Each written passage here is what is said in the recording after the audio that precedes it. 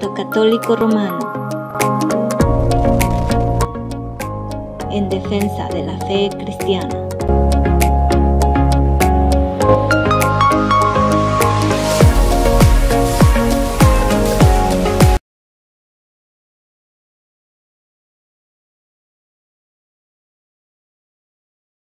Y todavía la iglesia protestante no existía. Entonces, ante esos desafíos históricos, la iglesia dice, empecemos a oficializar un listado normal, oficial, de libros inspirados. Y se produce... Quiero saber, para oficializar este listado, ¿se hicieron una especie de concilios para esto? ¿Se reunieron obispos para decidir, después de un previo estudio, cuál va y cuál no? Ese fue el mecanismo correcto, Gabriel, que se implementó para decir qué libros eran o no eran inspirados. Entonces, ¿quiénes fueron los responsables, los autorizados, Gabriel, para decir sí o no a X o Y libro? Fueron precisamente los concilios. ¿Qué es un concilio? Y bueno, aclarar esto porque de esto dependió o depende del listado de libros inspirados o no inspirados. Un concilio es la asamblea, la reunión de obispos cristianos de todo Occidente y Oriente. Y todavía la iglesia protestante no existía, era una sola iglesia. Así es. La iglesia primitiva era una sola. Se producía un concilio. Un concilio ecuménico. Ecuménico. ¿Por qué ecuménico? Ecumené. Porque estaban todas las iglesias representadas, tanto de Oriente como de Occidente. O sea que estos concilios tuvieron mucho peso histórico, porque era toda la cristiandad que apoyaba. O sea que estos concilios también tuvieron mucho que ver en la canonización de los libros. Claro que sí. ¿Cuál fue el primer concilio para esto? El de Hipona. Concilio de Hipona. El famoso concilio de Hipona. ¿Dónde queda Hipona? Hipona queda al norte de África. Fue la ciudad donde un gran teólogo ejerció su obispado. Y usted sabe a quién me refiero muy bien, Gabriel. Agustín de Hipona. Aunque él nació en Tagaste, pero ejerció su pastoral en Hipona, que queda al norte de África. ¿Y este concilio en qué año se dio, Yatense? Se dio a principios del siglo IV. A comienzo del siglo IV. Ahora, el concilio de Hipona se reunieron y fue el primer concilio que trataron como tema fundamental de ese sínodo de obispos el listado de libros. Y mire, Gabriel, en ese concilio solamente se aceptaron 25 libros. ¿De los 27? De los 27. ¿Cuáles quedaron fuera? Quedaron fuera dos. Apocalipsis. ¿Y Hebreos, o no? No, y Santiago. ¿Santiago otra vez? Santiago. Ahora, ¿por qué esos dos quedaron afuera? Esos 25 primeros libros se llamaron los proto-libros canónicos. ¿Qué significa proto? Primero. Canon. Entonces, el concilio de Hipona hizo el primer listado de libros inspirados, que fueron 25. O sea que en el primer concilio no entró Apocalipsis ni Santiago. Primero, ¿por qué no Santiago? Supuestamente Santiago contradecía la teología paulina de Romanos. Porque Santiago como que presenta una fe por obras. Así es. Y Romanos o la teología paulina presenta una salvación por gracia. Por gracia. Entonces, esa contradicción hizo que descalificaran en un primer momento el libro de Santiago. ¿Por qué Apocalipsis? Por el capítulo 20, en los primeros versículos donde se habla sobre el milenio. Entonces, la iglesia de aquel entonces estaban luchando contra las sectas que hablaban del milenio. Y la iglesia primitiva nunca aceptó el milenio como una doctrina. Vieron al milenio como una apostasía inclusive, como una herejía. Entonces, Apocalipsis hablaba del milenio, y el hecho de hablar del milenio contradecía la sana doctrina que profesaban en aquel entonces. Y también otros puntos que no les gustaba de Apocalipsis. Habían otros puntos que nunca les cuadró de Apocalipsis y lo descartaron como libros inspirados. Entonces estamos hablando, nuestros amigos televidentes, del concilio de Hipona, ¿verdad? Y esto es en el norte de África en el siglo IV. 25 libros fueron aceptados como canónicos. Sí. ¿Qué pasó con estos dos? ¿Hay un segundo concilio donde son integrados? Ahora, antes de contestar a su muy buena pregunta, en un próximo concilio que ya son incluidos, permítame decirle algo, Gabriel, muy importante. Unos libros pasaron con las justas. Porque uno del sistema para considerar un libro inspirado, primero habían el sínodo, abrían el debate, comenzaron a estudiar libro por libro. Y empezaban las como se llama ahorita, las impugnaciones. Un obispo impugnaba que este libro no debía estar en el canon, otro decía que sí. Bueno, y al último había votación. La votación. O sea que si ganaba, o sea, si tenía una aceptación más del 70%, era considerado como inspirado. Pero hubieron libros que ganaron con la mínima votación, como la Carta de los Hebreos, como la segunda y tercera de Juan, como la segunda de Pedro, como el libro de Judas. ¿Por qué la Carta de Judas ganó con las justas y parece que no iba a calificar como libro inspirado? ¿Sabe por qué? Porque la Carta de Judas, argumentaban los padres conciliares, cita un libro apócrifo. ¿Cuál? El libro de Enoc. La Carta de Judas cita a Enoc. Y al citar a Enoc es como darle categoría inspiracional. Por eso no querían incluir a Judas como libro inspirado. Ahora, la Carta de los Hebreos. ¿Por qué los Hebreos? Porque los Hebreos fue escrito por un sacerdote judío. Posiblemente, o tiene mucho contenido judío, por eso no lo querían considerar como inspirado. Hasta que por fin dijeron, no, fue escrito por Pablo. Y porque le consideraron autoría paulina, por eso lo aceptaron como libro inspirado. Ahora, bueno, y ya dije que Apocalipsis fue sobre el tema del milenio. Ahora, hubo un segundo concilio.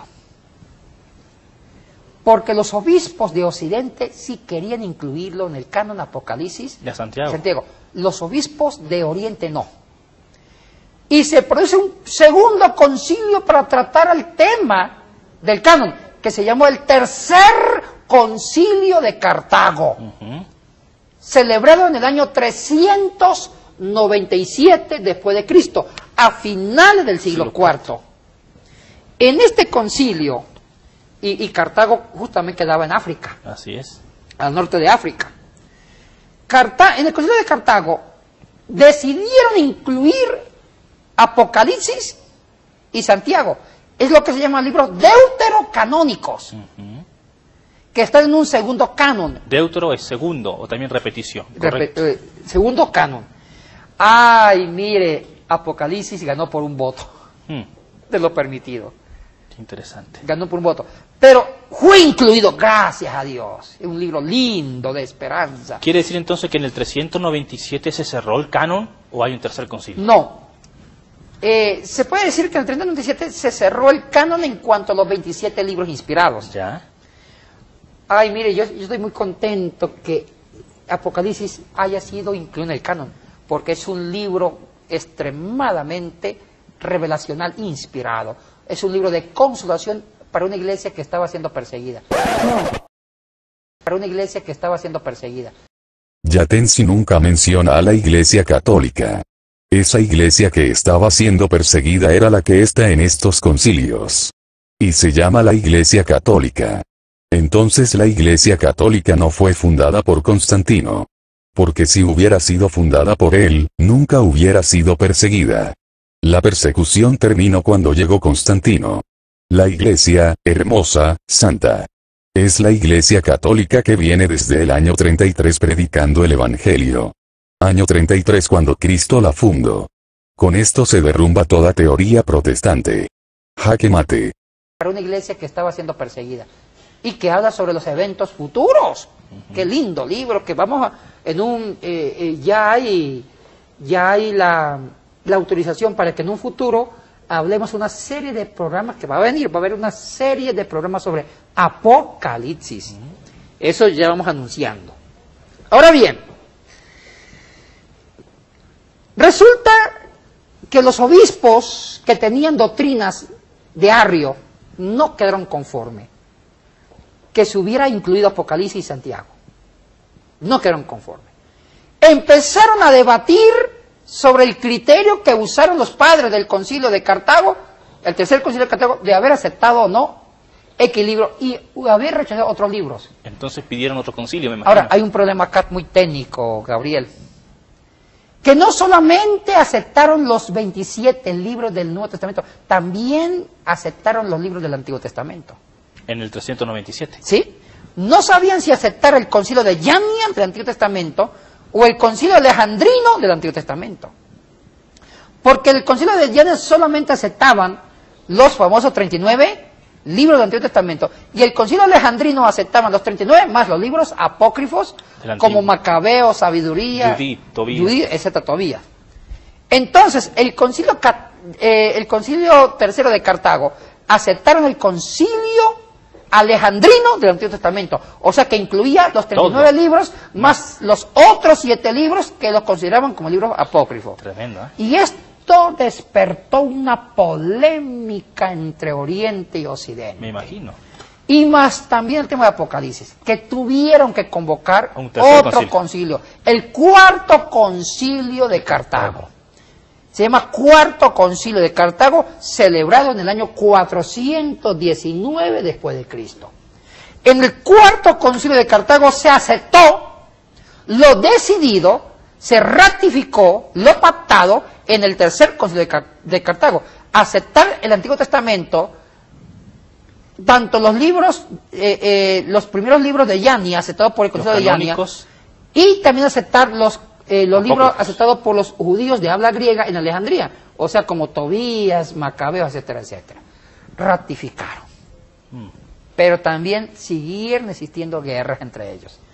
Hubo inconformidad, inclusive algunos obispos de Occidente y de Oriente decían que ellos no aceptaban Apocalipsis, ni Santiago, ni Hebreos, y que tampoco aceptaban el libro de Sabiduría, ni el libro de Tobías, etcétera, etcétera, hasta que se produjo un concilio muy definitivo. Debe ser el Cuarto Concilio. Sí, el Cuarto Concilio de Toledo, ya en España, se celebró en España. El Cuarto Concilio de Toledo, presidido por un gran doctor de la Iglesia, Isidoro de Sevilla. ¿En qué año fue esto, ya 633 después de Cristo. Y este concilio fue mucho más radical, Gabriel. Anatemizó, bajo la amenaza de excomunión, todo aquel que no aceptara todos los 27 libros del Nuevo Testamento. Y es más, hubo una dedicatoria, decía el concilio: todo aquel que no considere como inspirado al Apocalipsis o a Santiago, anatema sea. Y con so pena de ser excomulgado del seno de la Iglesia. O sea que fue un concilio mucho más radical. ¿Pero este concilio del 633 también aceptó los 39 del Antiguo Testamento? Sí, lo aceptó los 39 libros, más también los libros. Ah, también los apócrifos. Es por eso que la Iglesia Católica hasta el día de hoy los acepta. Así es. Está en sus Biblias, de hecho. Sí, como ellos no lo llaman libros apócrifos, no, lo llaman deuterocanónicos, porque ellos reconocen, le dan mucha autoridad el concilio que hicieron sobre el Antiguo Testamento los judíos de habla griega en Alejandría, que fue un siglo después del concilio de Yania en Palestina o en Israel, que aceptaron los 39 primeros libros. Correcto. Es decir, entonces, que el 633, y se nos acaba el tiempo, se debe considerar como la fecha oficial en que se canonizó los libros del Nuevo Testamento. ¿Así es? Técnicamente sí, aunque hubieron otros concilios posteriores, como el Concilio de Trento o el Concilio Vaticano I. Estos concilios fueron después de que ya estaba la Iglesia dividida. Ya había la familia protestante evangélica y seguía la familia católica. Apenas nos queda un minuto, me parece, Yatensi. ¿Qué crees que hemos aprendido en estos programas respecto al canon del Nuevo Testamento? Bueno, aprender algo real, que el canon, que los libros inspirados no aparecieron de la noche a la mañana, no bajó un angelito diciendo: cristianos, estos son los libros que deben creer, no. Que la formación del canon fue un proceso histórico, que ahí estuvo el mover del Espíritu Santo, que ahí estuvo el mover del Espíritu Santo, que ahí estuvo el mover del Espíritu Santo. Eso quería ratificar. ¿Estuvo Dios en todo esto? Claro, para mí sí. Dios estuvo en esos concilios con su majestad el Espíritu Santo, iluminando a los padres, a los santos obispos de los concilios, diciendo qué libros deben ser considerados y qué libros no. En todo ese mover histórico estuvo Dios presente ahí, dando su huella imborrable, la huella divina, a través del Espíritu Santo. Amén.